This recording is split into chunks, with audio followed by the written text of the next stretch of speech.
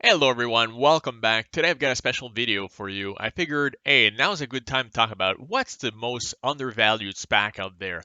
Because over the past month, a lot of them have been pretty battered, right? And they're far from their 52-week high. So let's look at some of them. Let's see the one that I feel is the most undervalued, and I'll make a case for it, why I feel like it's the best opportunity out there right now. So it's a stock I don't have in my portfolio right now. I'm going to try to add some shares this week. So I'll tell you all about it right after the intro. Please like and subscribe, it really helps out.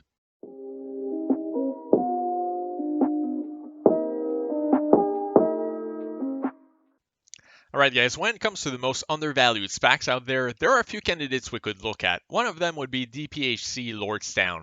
This is a SPAC that recently at its peak was at $31.80, and right now is sitting at $23.20 as of me filming this.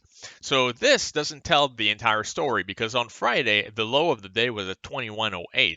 So that's a pretty big gap of $10.72 from the peak of $31.80. And considering that during the day it increased $2.63, so 12.79%, you could see that that's a pretty good discount. And also, when you look at the chart, you can see that this is when it peaked. And look at the huge roller coaster that this stock has had. But now there's been good news. People are investing in Workhorse, and by default, that makes Lordstown feel more attractive because they're kind of linked. And also, Lordstown just announced the shareholder meeting to vote on the merger, and because of that, now, all right, it's back in favor and now it's going back up. So even though this isn't necessarily my favorite SPAC of all of them, this you could make a pretty good case that now would be a decent time to buy, especially for a short-term momentum play.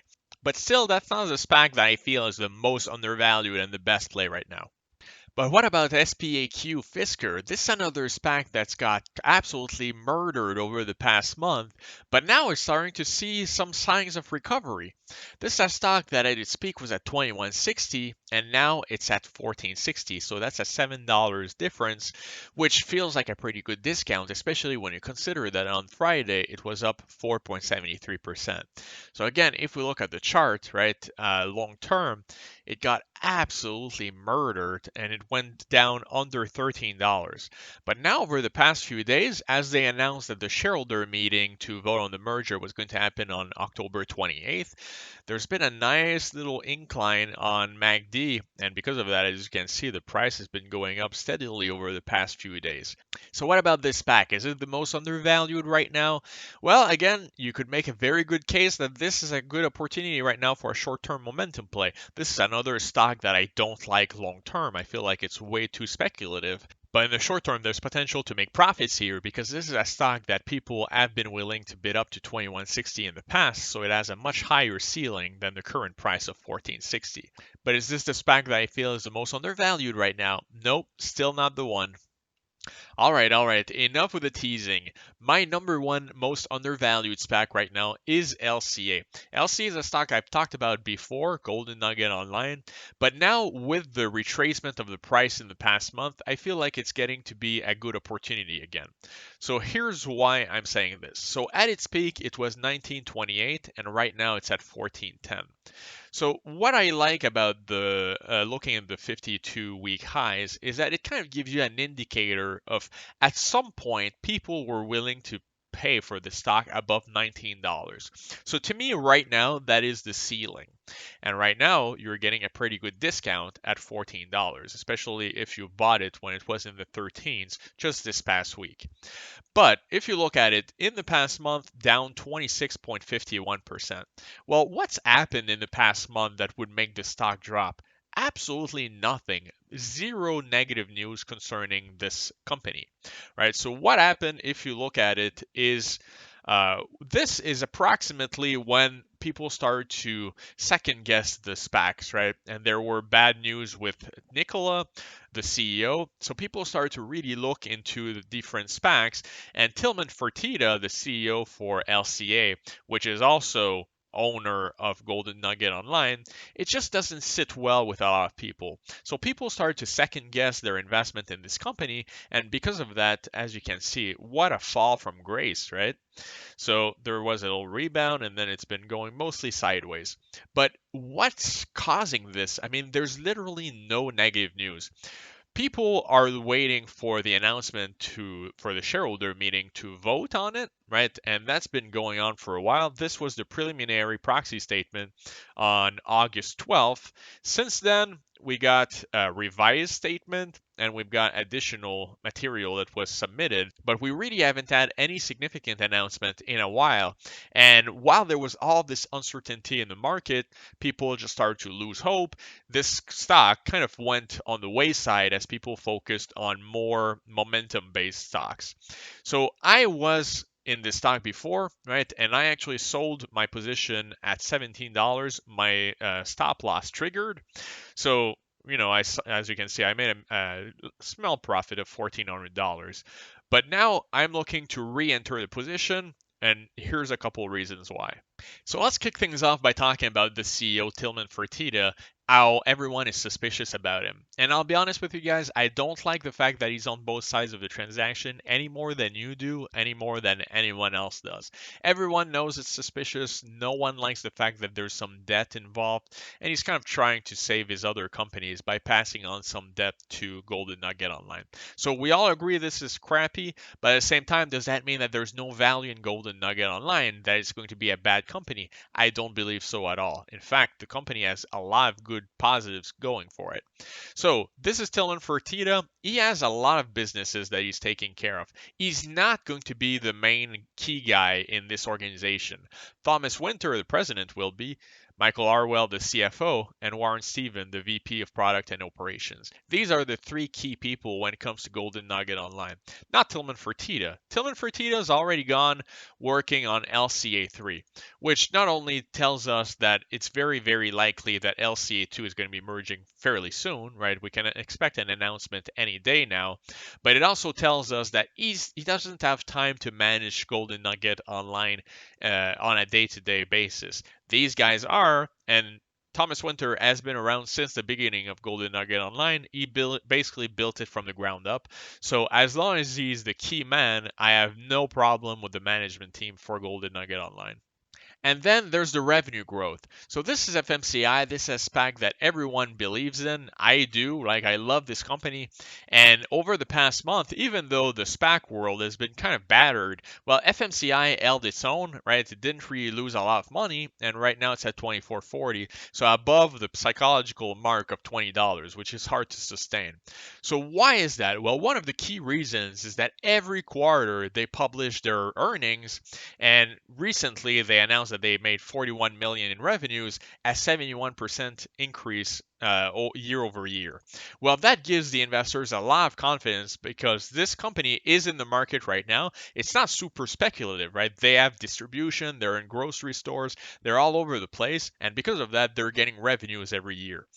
Well, what other company is like that? LCA. LCA, time after time, every quarter they announce their revenues and they always beat expectations so far.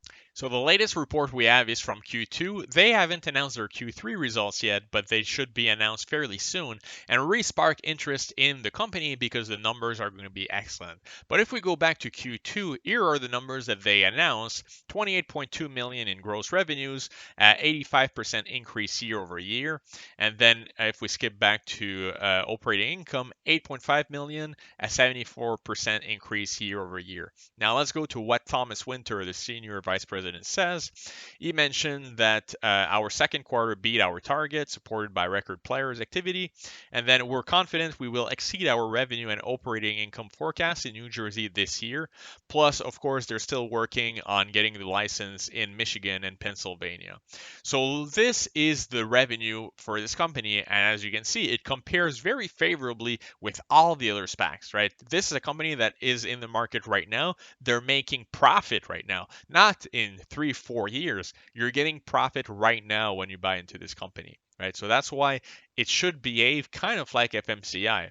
The fact that this company has lost a lot of value over the past month, while FMCI, great company also, but FMCI hasn't, I mean, that's why this company offers a much better discount compared to some of the other ones. Even though in the short term it might not go up as quickly because there's some reasons why people are skeptical, over the long period of time, this is a very, very good investment in my book. Now, if we look at the August numbers for the Gaming Commission, they mentioned that overall the internet gaming win has increased 100.7%. That's throughout all of the companies. If we scroll down to Golden Nugget Online, you can see that their physical casinos were down 55.2%, but their online internet gaming, right, was up 84.5%. So as you can see, massive increase year over year in revenues. This company can just grow over time. I can't tell you like how big it's going to be. I can't tell you if it's going to be very quick, right? My price target was $25, but that was before that huge drop. Now I can't tell you exactly what the price target is until it starts getting momentum again. But what I do know is that once the company publishes its Q3 earnings and analysts start to cover it after the merger, the company should gain momentum again and rebuild shareholder confidence. If we look at FMCI, the same thing happened. When the president did his tweet, the investors started to lose confidence and it started to go down immediately. But as soon as they published their earnings, which were very good, strong growth, right, it spiked back up and now it's back on a little uptrend. So let's wrap up their amazing revenues by talking about their projections for the year. So in Q1 they had 19 million, which was a fair progression year over year, but nothing spectacular. As opposed to Q2 when COVID hit and people were stuck at home and playing online, not going to the physical casinos, their projection was $27 million, and as we saw from their Q2 report, they exceeded that. Now, they expected that as the situation started to get contained, people went back to work, people went back to the physical casinos, their revenues would go down to a more like normal progression. Well, that might not happen, right? Where second wave is starting in a lot of countries, it's very likely that it's going to happen in the US also, which means that very likely that people are going to be at home and playing and they might exceed those numbers again in Q3 and Q4. So as we get those numbers very soon, I would assume in the next month, right, it's very likely that they'll exceed that 26 million. And again, that's going to create shareholder value. So what do you guys think about LCA? For me, it's one of the most undervalued SPACs right now. Very good discount from its 52-week high of 1928. This is a company that has revenues. They're in the market right now. It's not a speculative stock that you might know in 3 or 4 years if they're successful. They are successful right now in one state. Now, the main risk is that they don't get the licenses in the other states, right? But it's not super likely, but we have to mention that it is a possibility. And sadly, I can't predict the future. But if they can get those licenses, then the company is just going to keep growing and having those excellent numbers and just wowing people with their earnings. And because of that, I do believe that the risk versus reward for this SPAC is excellent compared to some of the other ones. I feel like it's pretty much on the same level as FMCI. And even then, FMCI is a food company, so technically over time, their market value, their multiplier should be capped, as opposed to a gambling company where people kind of give that a premium. So they just need to regain investor confidence, which I believe they will do over the next few months. Now we'll see what happens, but I would love to know your opinion about this company. Can you guys get past Tillman Fertitta, or is that a veto for you on investing in this stock? Let me know what you guys think. I hope you enjoyed the video. I'll see you guys in the next one. Thank you.